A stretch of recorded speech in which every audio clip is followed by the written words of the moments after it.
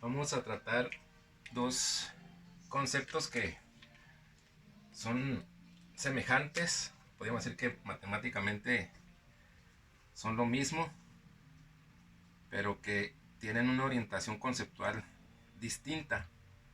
Cuando hablamos de antiderivada o integral, pues consideramos que estamos hablando de lo mismo, pero cuando consideramos la antiderivada, que habíamos dicho que se representaba con este símbolo de operación, y aquí existía una función que era la que íbamos a antiderivar.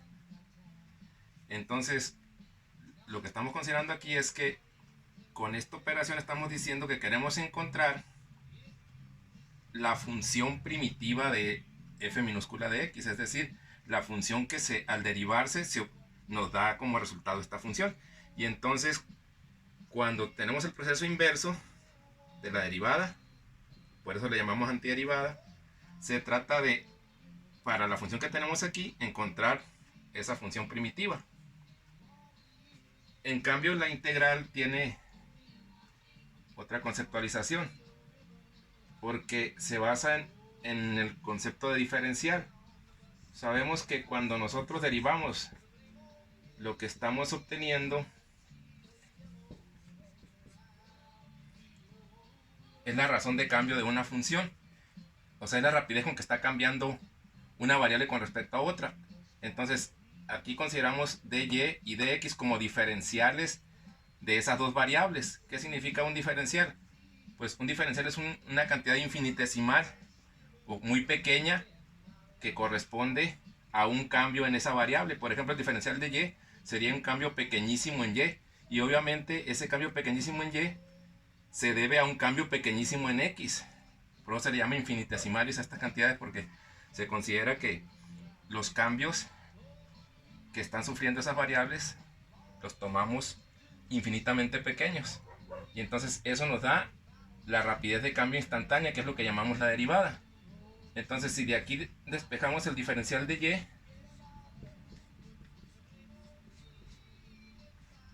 el diferencial de x pasaría ya multiplicando, y entonces el diferencial de y es la derivada de la función por el diferencial de x. Entonces, este diferencial de y habla de que tenemos una expresión que nos da los cambios que está sufriendo la y cuando cambiamos la x en un momento o en un instante determinado. Y entonces, aquí, cuando queremos encontrar la función que está sufriendo ese cambio, lo que debemos de considerar es que esos cambios de y los vamos sumando, los vamos acumulando, ¿sí?, hasta obtener la función que se derivó. Y entonces eso lo expresamos así. Si queremos sumar, es decir, integrar todos los cambios de y, entonces integramos ambos lados, porque esa es una igualdad, ¿verdad? Y entonces nos queda esta expresión. Aquí tácitamente se está diciendo que es la derivada de la función. Aquí hay que considerar que esto es la derivada de la que andamos buscando, pero aquí ya está explícito. Y entonces todo esto es el diferencial de la y. Es decir, ¿qué estoy haciendo para obtener la y? Si yo estoy juntando esos diferenciales, esos pequeños porciones en que la diferenciación causó en la función, y entonces al integrarlos estoy regresando a la función inicial. Y entonces aquí estoy diciendo que voy a integrar los diferenciales de y, o sea, todas las pequeñas porciones de y las voy a juntar. ¿Qué voy a obtener al final? Pues la y misma, o sea, la función que derivé. Y entonces la y sería la función primitiva en este caso, que en este caso la llamábamos como f mayúscula de x en un video anterior.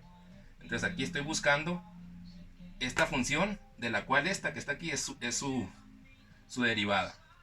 Y acá estoy buscando la función que diferencié, es decir, que lo dividí en pequeñas partes llamadas diferenciales o infinitésimos.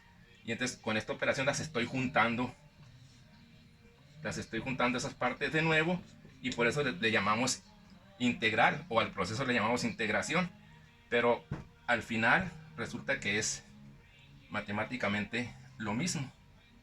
Entonces a veces hablamos de antiderivada cuando damos este enfoque, o de integral cuando damos este otro, que estamos sumando o acumulando pequeñas porciones de y o diferenciales.